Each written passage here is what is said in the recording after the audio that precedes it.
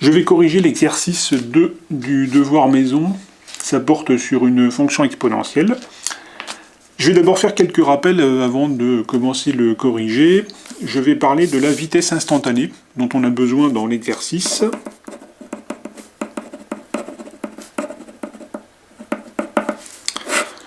Alors dans l'exercice, on a une fonction f de t qui est égale à 0,5t plus 1,2 exponentielle de moins 0,4t. F de t, ça représente la concentration d'un médicament dans le sang. T est en heures et F de t est en grammes par litre. Dans la partie C, on explique que la dérivée f' de t en valeur absolue, ça représente la vitesse d'élimination du médicament. Alors c'est ce que je vais expliquer. Je vais expliquer pourquoi la dérivée f' de t, c'est la vitesse.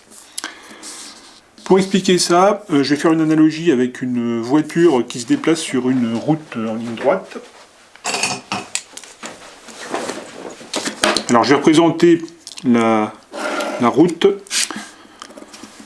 Dessus, je vais mettre une origine grand O. Alors, je vais appeler x de t l'abscisse de la voiture à l'instant t. Donc, x de t est l'abscisse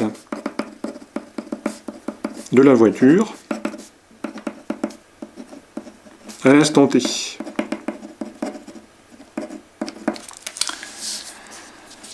Je vais prendre un réel h quelconque, donc soit h appartenant à R,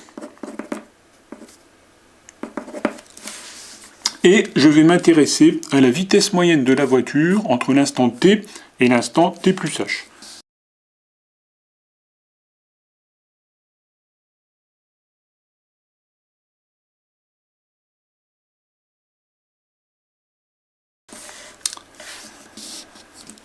Il nous faut la distance parcourue entre l'instant t et l'instant t plus h. Alors, la distance parcourue par la voiture, c'est cette longueur-là. Et cette longueur-là, en fait, c'est x de t plus h moins x de t. Donc la vitesse moyenne, c'est égal à x de t plus h moins x de t, divisé par le temps. Alors, entre l'instant t et l'instant t plus h, le temps qui s'est écoulé, c'est h. En fait, c'est t plus h moins t égale h. Donc ça nous fait x de t plus h moins x de t sur h. Voilà donc la vitesse moyenne de la voiture entre l'instant t et l'instant t plus h. Maintenant, on va faire tendre h vers 0. Donc l'intervalle de temps, petit h, va devenir très petit. Donc on va calculer une vitesse moyenne sur un intervalle de temps très petit. Eh bien, on va se rapprocher de ce qui s'appelle la vitesse instantanée. Donc en fait, la vitesse instantanée de la voiture, à l'instant t,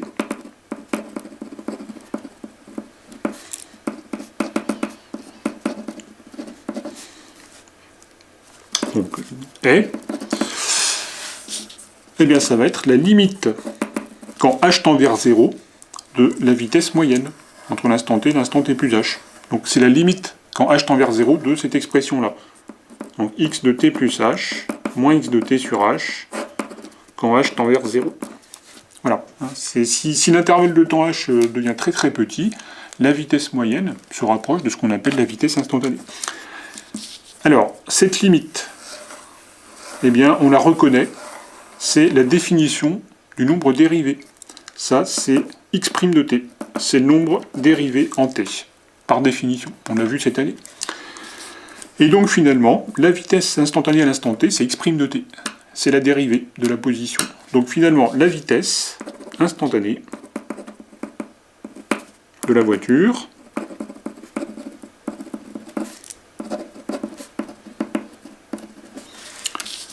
correspond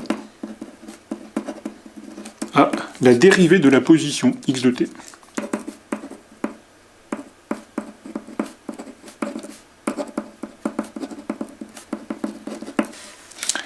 Alors c'est ce qu'on nous explique dans la partie C de l'exercice. On nous explique que f' de t, c'est la vitesse d'élimination du médicament, et puis ils rajoutent aussi une valeur absolue, parce que là ils prennent des vitesses qui sont positives. Donc pour la vitesse de d'élimination, ils prennent valeur absolue de f' de t. L'exercice 2 porte sur l'étude d'une fonction exponentielle. Je vais rappeler quelques propriétés de la fonction exponentielle qu'on utilise dans cette question.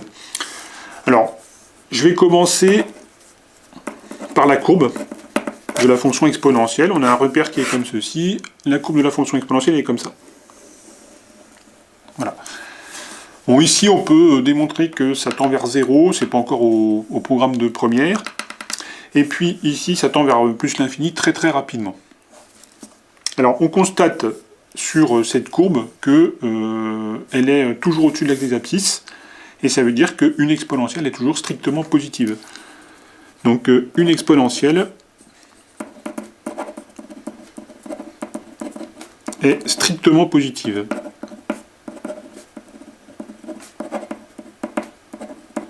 Donc on peut écrire que exponentielle x est strictement positif, quel que soit x appartenant à R. Alors je vous rappelle que e puissance x, ça se note aussi exponentielle de x comme ceci. Il y a deux façons de noter la fonction exponentielle, donc il faut connaître les deux.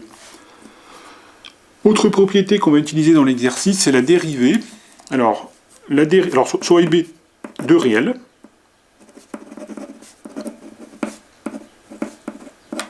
Donc c'est des constantes. La dérivée de exponentielle de ax plus b est petit a exponentielle ax plus b. Dans cette question, on s'intéresse à l'évolution de la concentration d'un médicament dans le sang. Cette concentration est représentée par une fonction f de t, exprimée en grammes par litre. Et t est exprimé en heures. Alors, première question, on vous demande de lire la concentration au bout de 2 heures. Donc, il suffit de représenter 2 heures en abscisse, et on lit la concentration en ordonnée. Donc, on fait un schéma comme ceci, et en ordonnée, on a un petit peu moins de 10. Alors, on va dire que c'est 0,98 grammes par litre. Alors, il faut faire une phrase qui répond à la question. Donc, la concentration au bout de 2 heures est 0,98 grammes par litre. Deuxième question. On demande à partir de combien de temps la concentration devient inférieure à 0,4 grammes par litre. C'est à partir de ce moment-là qu'on peut commencer à conduire. Il faut représenter 0,4 en ordonnée. Et puis, on lit le résultat en abscisse, qui est à peu près ici. Alors, c'est une lecture graphique, donc c'est pas extrêmement précis. On va dire que ça fait à peu près 5,9. Alors, il faut écrire une phrase qui répond à la question. On peut conduire. Lorsque la concentration passe en dessous de 0,4 g par litre, c'est-à-dire au bout de 5,9 heures.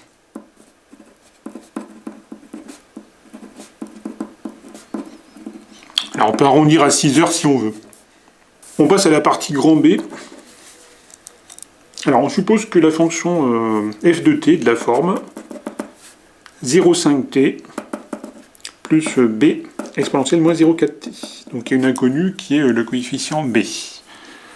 Je rappelle que f de t, ça représente la concentration du médicament dans le sang, et c'est en grammes par litre. Alors, première question, il faut déterminer le coefficient manquant.